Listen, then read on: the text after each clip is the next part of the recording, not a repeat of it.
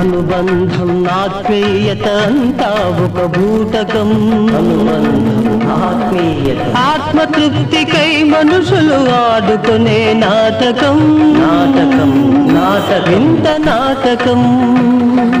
అనుబంధం ఆత్మీయత అంతా ఒక బూటకం. ఆత్మతృప్తికై మనుషులు ఆడుకునే నాటకం. వింత నాటకం.